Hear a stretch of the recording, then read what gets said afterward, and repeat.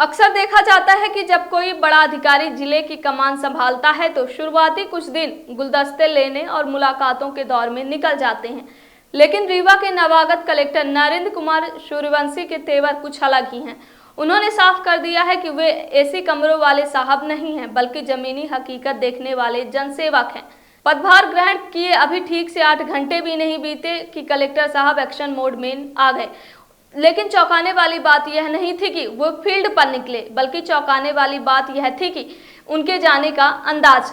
VIP culture को किनारे कर जब बस में सवार हुए कलेक्टर, आमतौर पर कलेक्टर का काफिला जब निकलता है तो नीली बत्ती, अब शायरन प्रोटोकॉल और गाड़ियों की लंबी कतार होती है।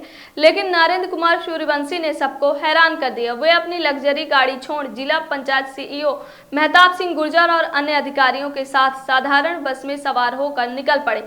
कलेक्टर का गंतव्य था जिले का सबसे दूरस्थ इलाका डभौरा का जतरी ग्राम पंचायत। रास्ते भर अधिकारी भी इस बात से हैरान थे कि नए साहब का अगला कदम क्या होगा। बस यह सफर केवल एक यात्रा नहीं, बल्कि प्रशासन के लिए एक कड़ा संदेश था कि अब काम करने का तरीका बदलने वाला है। जैसे ही बस जतरी गांव पहुंची, वहां हड़कंप मच गया। ग्रामीणों ने सपने में भी नहीं सोचा था कि जिले का सबसे बड़ा अधिकारी उनके बीच इस तरह अचानक पहुंच जाएगा।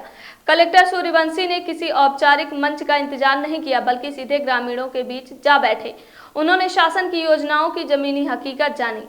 कलेक्टर ने ग्रामीणों से एक एक कर पूछा, क्या आपको राशन मिल रहा है, क्या आवास योजना मिल रहा है, पेंशन समय पर आ रही है या नहीं। सीधे संवाद के दौरान कलेक्टर का रुख सख्त भी दिखा और नरम भी।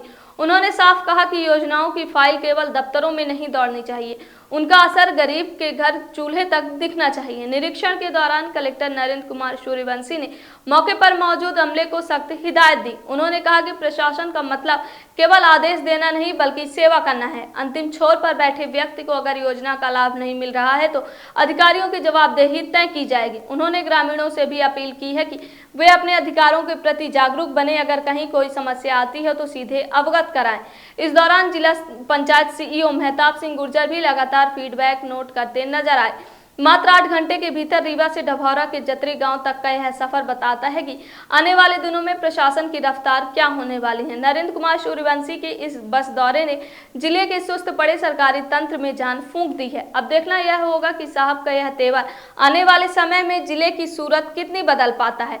यह तो वक्त की बात है, लेकिन कहीं ना कहीं कलेक्टर का यह कदम अब लोगों के बीच चर्चाओं का विषय बना हुआ है और लोगों को भी आशा है कि नए कलेक्टर कुछ न कुछ जरूर करेंगे। यह तो वक्त की बात है कि आगे क्या कुछ होता है। तब तक के लिए जुड़े रहिए नेशन टीवी के साथ। देखिए, जिले के कलेक्टर का काम और जो सारे अधिकारी है उनका काम ये है कि गांव में देखे कि योजनाओं का लाभ सही मिल रहा है नहीं मिल रहा है, लोगों को योजनाएं क्रियान्वित हो रही नहीं हो रही है। इसी बात को लेते हुए आज चूंकि मेरा पहला दिन था और इसलिए मैं कलेक्ट्रेट नहीं जाते हुए सीधे यहाँ आया। ज्वाइन करने के बाद ताकि गांव का एक प्रदर्शन मिले और साथ में सारे अधिकारी भी आए ताकि उनको भी पता पड़े कि चीजें किस तरह से एग्जीक्यूट हो रही है क्षेत्र में। उन्हीं बात को लेके आया था। कुछ कमियां हैं उनको हम सुधारेंगे और बाकी इस दौरे से सभी अधिकारियों को प्रेरणा मिलेगी और आमजन को भी संबल मिलेगा, ऐसी मेरी मान्यता है।